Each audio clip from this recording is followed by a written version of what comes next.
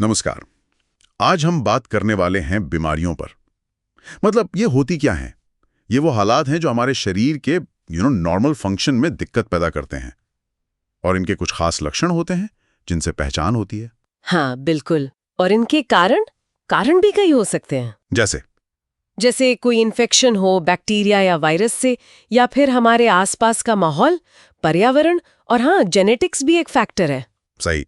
तो आज का इरादा यही है कि इन स्रोतों के जरिए समझें कि बीमारियों को कैसे कैसे बांटा जा सकता है। हाँ, अलग अलग क्लासिफिकेशन है इनके। तो शुरू करते हैं। पहला तरीका शायद समय के हिसाब से है। मतलब कितनी देर टिकती है बीमारी। बिल्कुल। एक होती हैं तीव्र, मतलब अक्यूट बीमारियां। अक्यूट? हाँ, अक्यूट ये वो हैं जो अचानक शुरू होती हैं और ज्यादातर थोड़े ही टाइम रहती हैं, कुछ दिन या हफ्ते। अच्छा। जैसे फ्लू हो गया, टाइफॉइड है, या फिर वो आम सर्दी जुकाम। इनका असर टेम्परेरी होता है और इलाज से ठीक भी हो जाती हैं अक्सर। ठीक है। और दूसरी तरह की? वो हैं दीर्घकालिक, यानी क्रॉनिक बीमारियां। ये धीरे धीरे पनपती हैं और फिर लंबे समय तक चलती हैं, महीनों या सालों तक भी। अरे बाप रे, सालों तक? हाँ, और इनका असर भी गहरा होता है। कभी कभी तो परमानेंट डैमेज या विकलांगता भी हो सकती है। इसके उदाहरण क्या होंगे? जैसे डायबिटीज है, गठिया यानी आर्थराइटिस, या फिर हाई ब्लड प्रेशर। ये सब क्रॉनिक में आती हैं। समझ गया। तो ये तो हो गया टाइम के हिसाब से। अब ये फैलती कैसे हैं, इस पर आते हैं। मतलब क्या सारी बीमारियां छूत की होती हैं? नहीं, यहीं पर दूसरा वर्गीकरण आता है। संचारी यानी कम्युनिकेबल और गैर संचारी यानी नॉन कम्युनिकेबल। संचारी मतलब जो फैलती हैं? जी, ये संक्रामक होती हैं। एक व्यक्ति से दूसरे में फैल सकती हैं। कैसे फैलती हैं? कई तरीके हैं। सीधे कांटेक्ट से, जैसे बॉडी फ्लूइड से, या हवा से, खांसने छींकने से जो बूंदें निकलती हैं उनसे, या फिर गंदा खाना, पानी। अच्छा, इसके उदाहरण? जैसे टीबी है, मलेरिया जो मच्छर से फैलता है, और HIV एड्स। ठीक है। और फिर वो हैं जो फैलती नहीं, गैर संचारी? हाँ, नॉन कम्युनिकेबल डिजीजेस या NCDs।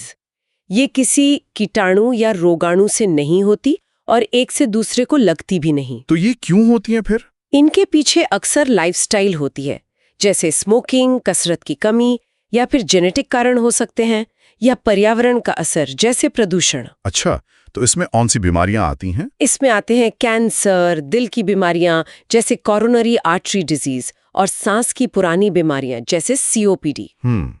ये वर्गीकरण काफी दिलचस्प है। अच्छा, अब बात करते हैं असली वजह की। मतलब किस चीज से हो रही है बीमारी? जैसे बैक्टीरिया और वायरस का नाम बहुत सुनते हैं। हाँ, वो बहुत आम कारण है। बैक्टीरिया ये सिंगल सेल वाले जीव होते हैं, छोटे से। और सब बुरे नहीं होते शायद? नहीं, बिल्कुल नहीं। कई तो फायदेमंद भी हैं। पर हाँ, कुछ बैक्टीरिया गंभीर बीमारियां करते हैं, जैसे प्लेग, TB, हैजा, टिटनेस, ये सब। और वायरस, वो इनसे अलग कैसे? वायरस तो बैक्टीरिया से भी छोटे होते हैं, और मजे की बात यह है कि वो खुद से अपनी संख्या नहीं बढ़ा सकते। उन्हें हमारी बॉडी के सेल्स चाहिए होते हैं इसके लिए। अच्छा, तो वो हमारे सेल्स को इस्तेमाल करते हैं। हाँ, और वायरस भी दो तरह के होते हैं मोटे तौर पर, RNA वायरस और DNA वायरस। जैसे? RNA वायरस में आ गया इन्फ्लुएंजा, COVID-19, HIV, रेबीज, और DNA वायरस में चेचक, हर्पीज, हेपेटाइटिस B।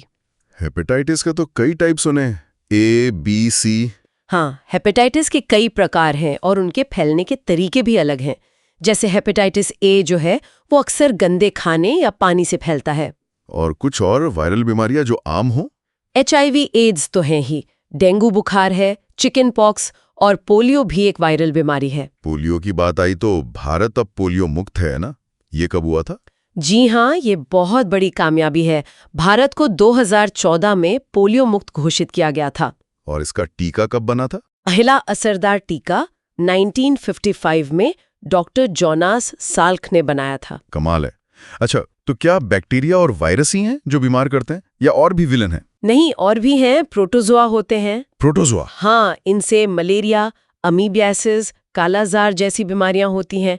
फिर हेलमिंथ यानी कीड़े हैं, पेट के कीड़े। ओह हाँ, जैसे एस्केरियासिस। बिल्कुल, एस्करियासिस, फाइलेरियासिस यानी हाथी पांव, और फंगस से होने वाले इन्फेक्शंस भी हैं। जैसे दाद? हाँ, दाद यानी रिंगवर्म, कैंडिडियासिस, ये सब फंगल इन्फेक्शंस हैं। ठीक है, तो मतलब कई तरह के दुश्मन हैं। अच्छा, एक आखिरी चीज, कभी सुनते हैं एपिडेमिक, कभी पैंडेमिक। ये क्या होता है? बीमारी के फैलाव का पैमाना। हाँ बिल्कुल, ये स्केल बताता है। एपिडेमिक मतलब जब कोई बीमारी किसी एक इलाके में तेजी से फैल जाए, जैसे 2014 में वेस्ट अफ्रीका में इबोला फैला था। ओके। और एंडेमिक? एंडेमिक का मतलब है कि कोई बीमारी किसी खास ज्योग्राफिकल एरिया में लगातार बनी रहती है, उसका एक बेस लाइन लेवल होता है वहाँ। जैसे अफ्रीका के कुछ हिस्सों में मलेरिया एंडेमिक है। समझा।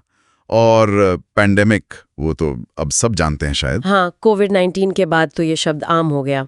पैंडेमिक यानी वैश्विक महामारी, जब कोई बीमारी दुनिया के कई देशों या महाद्वीपों तक फैल जाती है। तो अगर हम इन सारी बातों को समेटें, हमने देखा कि बीमारियों को हम उनकी अवधि, उनके फैलने के तरीके, उनके कारण और उनके फैलाव के हिसाब से समझ सकते हैं। जी, और ये जो वर्गीकरण है, ये हमें मदद करता है बीमारियों की प्रकृति को समझने में, उनके असर को जानने में और सबसे ज़रूरी, उन्हें रोकने के तरीके ढूंढने में। सही कहा। पब्लिक हेल्थ के लिए तो ये बहुत ही महत्वपूर्ण है। बिल्कुल। वाकई, इन स्रोतों से जो जानकारी मिली, उससे बीमारियों को देखने का एक नया नजरिया मिला। और एक बात सोचने के लिए छोड़ जाते हैं, आज की दुनिया में लाइफस्टाइल बदल रही है, पर्यावरण बदल रहा है, लोग इतना ट्रैवल कर रहे हैं। हाँ, दुनिया बहुत जुड़ गई है। बिल्कुल। तो इसका भविष्य में बीमारियों के पैटर्न पर क्या असर पड़ेगा, खासकर जो ये NCDs हैं और जो नई नई संक्रामक बीमारियां उभर रही हैं, ये सोचने वाली बात है ना।